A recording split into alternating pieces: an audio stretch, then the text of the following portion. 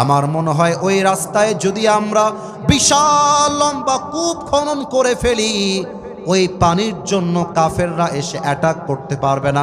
নবীজি বলছে তাই তো, চমৎকার বুদ্ধি তুমি দিয়েছো, যা বলবা তাই হবে। চলো আমরা একটা রাস্তা খনন করে করে পানিটা নিচ থেকে তুলে ফেলি। যে কথা সেই কাজ। সাহাবায়ে কেরাম মিলে কূপটা খনন করতে শুরু করে দিয়েছে। 6 দিনের মাথায় বিশাল প্রায় 5 কিলোমিটার লম্বা, 9 মিটার চওড়া, প্রায় গভীর একটা কূপ খনন হয়ে গিয়েছে। পানি দল দল করে উঠতেছে।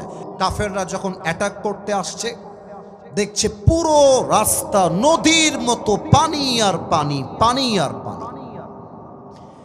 এক কাফেরের নাম হচ্ছে আমর বিন মারহাব। এবার আমি বললাম এবার আপনাদের পালা।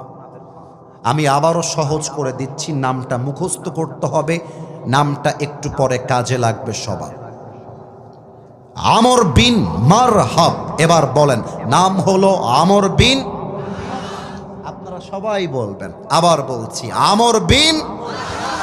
সে বলছে এই পানি দিয়ে আমি আমরকে আটকে দেওয়া যাবে না, আমি পানির সাথে মদিনায় গিয়ে অ্যাটাক করব। যেই কথা সেই কাজ। এক লাফ দিয়েছে পানির ভিতরে, সাথে সাথে মদিনায় গিয়ে পৌঁছায় গিয়েছে, পুরো দেহটা ভিজা।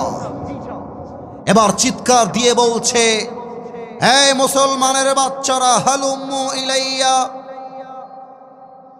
ইন কুনতুম সাদিকিন। তোরা না বলিস শহীদ হয়ে গেলে আল্লাহর জান্নাত পেয়ে যাবি? কোন বাপের বেটা আছে আমার সঙ্গে যুদ্ধ করবি? আয় আমার সামনে, আমি একা তোদের সঙ্গে লড়তে চাই।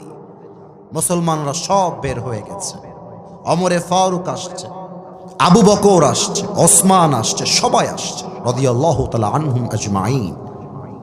নবীজি বলছে, তোমাদের মাঝে কে যুদ্ধ করবা দাঁড়িয়ে যাও। কেউ হাত তুলছে না, কেউ না।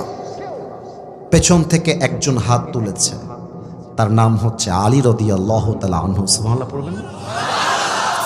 নবীজি বলছে, এই Ali, doesn't make any sense, তোমার মাথা ঠিক আছে? তোমার বয়স 23, আমর বিন মারহাবের বয়স 35 থেকে 40। বসো, বাচ্চা মানুষ যাবে যুদ্ধ করতে, বসো। কিন্তু আমরা বাংলা ভাষায় বলি ছোট মরিচের। কি অ্যাক্টিভ দেখেছেন আরেকবার, ছোট মরিচের। আলী নবীর ধমকে চুপচাপ বসে গেছে, চুপচাপ। এবার আমর বিন মারহাব বলছে, কি রে, তোদের মাঝে কি কেউ বীর বাহাদুর না?